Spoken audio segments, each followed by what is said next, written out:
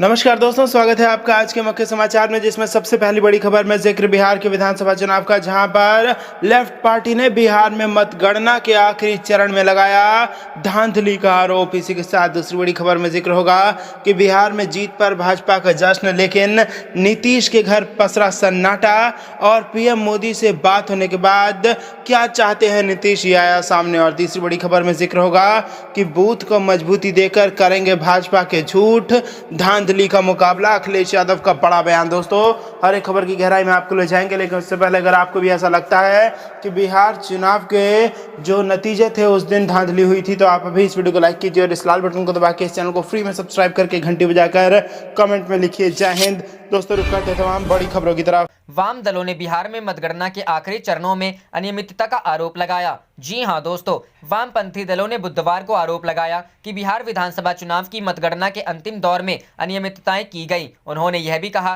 कि निर्वाचन आयोग के समक्ष उनकी तरफ से यह मुद्दा उठाया जाएगा। माकपा, भाकपा और भाकपा माले ने बिहार विधानसभा चुनाव में 16 सीटें हासिल कर शानदार प्रदर्शन किया। इन पार्टियों ने एक बयान जारी कर कहा, बिहार के मतदाताओं का आभार प्रकट किया। उन्होंने कहा, लोगों की जीविका एवं रोजगार के मुद्दों पर युवाओं एवं आम जनता की प्रतिक्रिया दिल को छूने वाली रही। वाम दलों ने आरोप लगाया कि मतगणना के अंतिम दौर में अनियमितताएं की गई। उन्होंने कहा कि वे इस मुद्दे पर जल्द ही निर्वाचन आयोग का रुख करेंगे। रुख करते हैं अगली खबर की तरफ। बिहार में जीत पर बीजेपी का जश्न, लेकिन नीतीश के घर सन्नाटा। आज पीएम से होगी बात, क्या चाहते हैं नीतीश। जी हां दोस्तों, बिहार विधानसभा चुनाव में जीत के बाद बीजेपी पटना से लेकर दिल्ली तक जश्न मना रही है। दिल्ली में तो खुद प्रधानमंत्री इस जश्न में शरीक होने पहुंच गए, लेकिन चुनाव परिणाम के बाद नीतीश कुमार खामोश हैं। चुनाव परिणाम पर नीतीश कुमार की एक लाइन की औपचारिक प्रतिक्रिया तक नहीं आई है। चुनाव में हारने वाले भी जनता को धन्यवाद देते हैं, लेकिन सीएम बनने जा रहे नीतीश चुप्पी साधकर बैठे हैं। ऐसे में सवाल ये उठ रहा है कि क्या नीतीश कुछ नया खेल करने के इरादे में चुप बैठे हैं। बीजेपी पर दबाव बना रहे हैं नीतीश। सियासी जानकारों की माने तो नीतीश कुमार बीजेपी पर दबाव बना रहे हैं। हालांकि बीजेपी कह चुकी है कि नीतीश कुमार ही मुख्यमंत्री होंगे, लेकिन नीतीश जानते हैं कि उनसे लगभग 2 गुना सीट लाने वाली बीजेपी आगे क्या सब खेल कर सकती है। लिहाजा वे अभी भी बीजेपी पर दबाव डालकर अपनी शर्तें मनवाने की रणनीति तैयार कर रहे हैं। आज रात प्रधानमंत्री से हो सकती है बात। जेडीयू सूत्रों के मुताबिक नीतीश कुमार आज रात प्रधानमंत्री से बात करेंगे, उसके बाद ही अपनी जुबान खोलेंगे।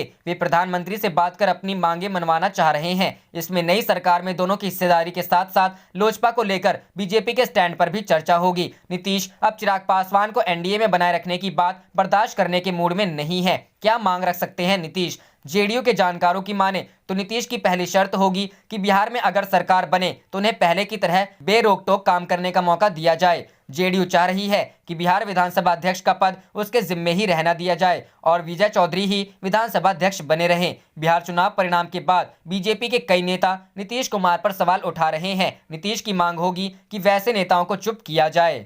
रुख करते हैं अगली खबर की तरफ। बूथ को मजबूती देकर करेंगे भाजपा के झूठ, धांधली का मुकाबला, अखिलेश। जी हां दोस्तों, सपा अध्यक्ष व पूर्व मुख्यमंत्री अखिलेश यादव ने उपचुनावों में समर्थन देने वाले मतदाताओं के प्रति आभार जताया है। उन्होंने कार्यकर्ताओं से कहा कि वे संयम और निष्ठा से काम करें, समाजवादी सरकार के कामों व पार्टी की नीतियों को घर घर तक पहुंचाने के लिए काम करें। पार्टी को बूथ स्तर तक मजबूती देकर ही हम झूठ, फरेब और धांधली की राजनीति का मुकाबला कर सकेंगे। अखिलेश यादव बुधवार को पार्टी मुख्यालय में राजधानी लखनऊ के सैकड़ों कार्यकर्ताओं को संबोधित कर रहे थे। उन्होंने कहा कि भाजपा की डबल इंजन सरकार लोकतंत्र को रौंदने में लगी है। मतदान में धांधली से मतदाता के अधिकार पर चोट पहुंचती है, इससे लोकतंत्र की पवित्रता नष्ट होती है। हमें इन स्थितियों के प्रति सावधान रहना है। उन्होंने कहा कि भाजपा को वस्तुतः विकास करना ही नहीं है, वह तो विनाश के रास्ते पर ही चलती है। सामाजिक सद्भाव बिगाड़ने और समाज में दूरी पैदा करने को भाजपा राजनीति की उपलब्धि मानती है। सपा अध्यक्ष ने कहा कि भाजपा के कामकाज से जनता निराश है, उसकी नीतियों से देश में अविश्वास का माहौल है, समाज में परस्पर विद्वेष को बढ़ावा दिया गया है। संविधान की शपथ के विरुद्ध भाजपा सरकार राग द्वेष की भावना से काम करती है, जबकि हमारा एजेंडा प्रदेश के सर्वतोमुखी विकास का है। इसके लिए 2022 में समाजवादी सरकार बनाना आवश्यक है। जनता का भरोसा समाजवादी पार्टी पर है, हमें उस पर खरा उतरना है। भाजपा सरकार का अब 1 ही साल बचा है, जनता इसमें उबी हुई है और उससे मुक्ति चाहती है। भाजपा सरकार को हटाकर समाजवादी सरकार बनने पर ही जनता की आकांक्षा पूरी हो सकेगी। रुख करते हैं अगली खबर की तरफ। नीतीश कुमार जीत तो गए पर उनके लिए 5 चुनौतियां शुरू होती हैं अब। जी हां दोस्तों, नीतीश कुमार एक बार फिर से बिहार के सीएम बनने के लिए तैयार हैं। अब आगे कोई बड़ा राजनीतिक उठापटक नहीं हुआ तो दिवाली के तुरंत बाद राज्य के सीएम के रूप में 7वीं बार शपथ लेंगे, लेकिन इस बार हालात भी अलग होंगे और चुनौतियां भी। इसके साथ ही न सिर्फ एक सीएम के रूप में बल्कि जेडीयू सुप्रीमो के रूप में उनके लिए नई चुनौती शुरू होगी। इस बार उन्हें अपने सियासी जीवन का सबसे कठिन चुनाव जीतने के बाद भी कोई हनीमून पीरियड नहीं मिलेगा। नीतीश के सामने खड़ी 5 चुनौतियां जो आने वाली हैं। सरकार पर पहले की तरह नियंत्रण रख सकेंगे? नीतीश कुमार पूरी मजबूती और बिना हस्तक्षेप के काम करने वाले सीएम माने जाते रहे हैं। आलोचक उनकी शैली को बिना किसी से विचार किए फैसला लेने वाले सीएम रहने का भी आरोप लगाते रहे हैं, लेकिन इस बार उनके सामने ऐसी खुली आजादी कतई नहीं होगी। सरकार के अंदर उनकी हिस्सेदारी भी कम होगी। कैबिनेट में बीजेपी के अधिक मंत्री होंगे। इसके अलावा जीतन राम मांझी और मुकेश सहनी की पार्टी को भी एक एक पद मिल सकता है। इस तरह फिर से सीएम बनने वाले नीतीश कुमार को अपने नियंत्रण में रखकर शासन करने की चुनौती रहेगी। याद रखें कि 2015 में जब आरजेडी अधिक सीट लेकर सरकार में हिस्सेदार हुई तो कुछ महीने बाद ही कई मसलों पर वे असहज हो गए थे। नीतीश कुमार पहली बार मजबूत विपक्ष का भी सामना करेंगे। 2005 में पहली बार वह पूर्णकालिक सीएम बने थे, तब से लालू प्रसाद यादव का लगातार पतन होता गया। 2009 आते आते पूरा विपक्ष और कमजोर हो गया, लेकिन इस बार विपक्ष के कम से कम 115 विधायक रहेंगे। न सिर्फ संख्या बल बल्कि तेजस्वी यादव ने खुद को लालू के साए से निकालकर एक मजबूत नेता के रूप में लाए हैं। हाल ही के सालों में बिहार में कभी मजबूत विपक्ष का नेता नहीं देखा था। जाहिर है विपक्ष नीतीश कुमार को असहज करने की हर कोशिश करेगा। इससे वह किस तरह सामना करेंगे, इसके लिए चुनौती अभी से शुरू होगी। रुक करते हैं अगली खबर की तरफ। अखिलेश का भाजपा पर बड़ा आरोप, बोले लोकतंत्र को रौंदने में लगी है डबल इंजन की सरकार। जी हां दोस्तों, समाजवादी पार्टी के अध्यक्ष और उत्तर प्रदेश के पूर्व मुख्यमंत्री अखिलेश यादव ने बुधवार को अपनी पार्टी के कार्यकर्ताओं को आगाह करते हुए आरोप लगाया कि भाजपा की डबल इंजन सरकार लोकतंत्र को रौंदने में लगी है। उन्होंने कहा कि भारतीय जनता पार्टी की डबल इंजन सरकार न सिर्फ लोकतंत्र को रौंदने में लगी है बल्कि मतदान में धांधली से मतदाता के अधिकार पर चोट पहुंचती है और इससे लोकतंत्र की पवित्रता नष्ट होती है। हमें इन स्थितियों के प्रति सावधान रहना है। मतदाताओं के प्रति आभार जताया। अखिलेश यादव ने उत्तर प्रदेश के उपचुनावों में समर्थन देने वाले मतदाताओं के प्रति आभार जताया है। उन्होंने कार्यकर्ताओं से संयम और निष्ठा से काम करने, समाजवादी सरकार के कामों एवं समाजवादी पार्टी की नीतियों को घर घर पहुंचाने के लिए सक्रिय होने का आह्वान किया है। उन्होंने कहा पार्टी को बूथ स्तर तक मजबूती देकर ही हम झूठ, फरेब और धांधली की राजनीति का मुकाबला कर सकेंगे। हमारा एजेंडा प्रदेश के सर्वतोमुखी विकास का है और इसके लिए सन 2022 में समाजवादी सरकार बनाना आवश्यक है।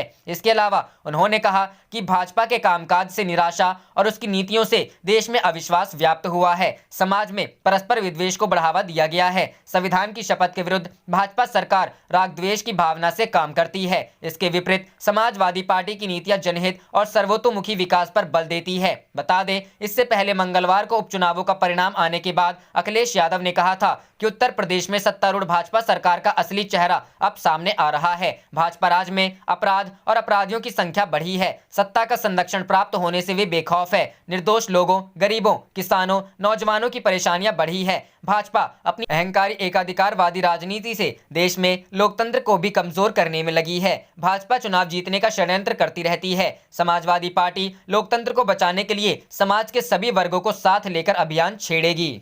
करते हैं अगली खबर की तरफ। बिहार चुनाव, संजय राउत ने तेजस्वी यादव को बताया मैन ऑफ द मैच, नई सरकार को लेकर जताया संदेह। जी हां दोस्तों, शिवसेना सांसद संजय राउत ने बुधवार को राजद नेता तेजस्वी यादव की प्रशंसा करते हुए कहा कि वह बिहार विधानसभा चुनाव में मैन ऑफ द मैच बनकर उभरे हैं और 2024 के लोकसभा चुनाव में महत्वपूर्ण भूमिका निभाएंगे। पत्रकारों से बात करते हुए राउत ने बिहार में अगली राजग सरकार की स्थिरता पर संदेह व्यक्त किया। बिहार की 243 सदस्यीय विधानसभा में राजग ने 125 सीटें जीती हैं, जबकि विपक्षी महागठबंधन को 110 सीटें मिली हैं। राज्य विधानसभा में साधारण बहुमत के लिए 122 सीटों की आवश्यकता है। उन्होंने कहा बहुमत बहुत मामूली है और कुछ भी हो सकता है। मुख्यमंत्री नीतीश कुमार की पार्टी जेडीयू तीसरे स्थान पर रही और अगर कोई जीत का जश्न मना रहा है तो यह एक मजाक है। भाजपा ने अच्छा प्रदर्शन किया है जिसके लिए उसे काफी रणनीति बनानी पड़ी। राउत ने कहा चिराग पासवान की लोजपा ने जेडीयू के 20 उम्मीदवारों की हार सुनिश्चित की और पासवान अभी भी राजग में है। यह एक गंभीर मुद्दा है।